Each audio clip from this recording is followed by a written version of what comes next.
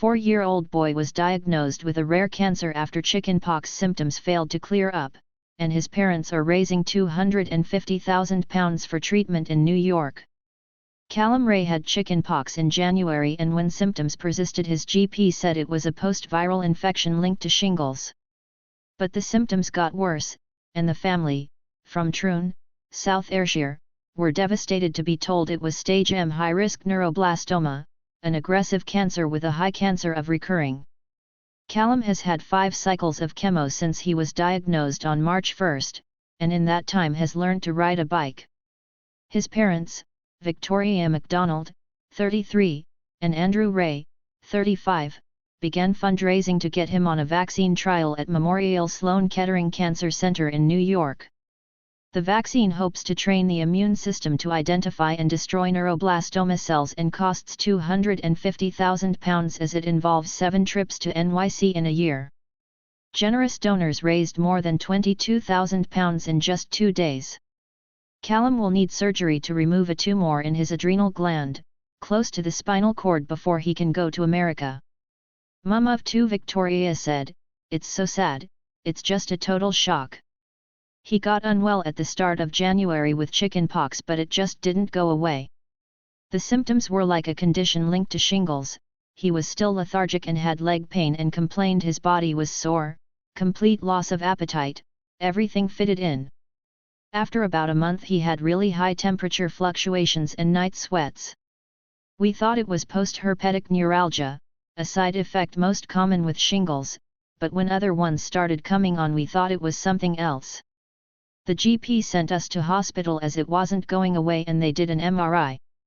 It was horrible, the type of cancer as well as really aggressive, and the survival rate in 5 years is 40% or 50%. We are trying to do normal things and to stay positive. As well as looking after Callum, Victoria and Andy have a 5-month-old baby, Emily." Primary school teacher Victoria said it was a lot of juggling with the new baby when Callum was admitted to Glasgow's Royal Hospital for Children. Victoria said, "We were really stressed but are kind of functioning better now. Our baby was born at the start of November and was 2 months old when Callum got chickenpox. All the symptoms fitted, but it was about a month or so when he got really unwell. At one point we thought about taking him to A&E, but we took him to the GP and she referred him that day. When we were first there he was in so much pain, we had to hold his neck, stomach, and back just to comfort him. He started chemo and the pain just disappeared. Callum has been lucky as he has been quite well throughout. He's on cycle 5 now, it's every 10 days.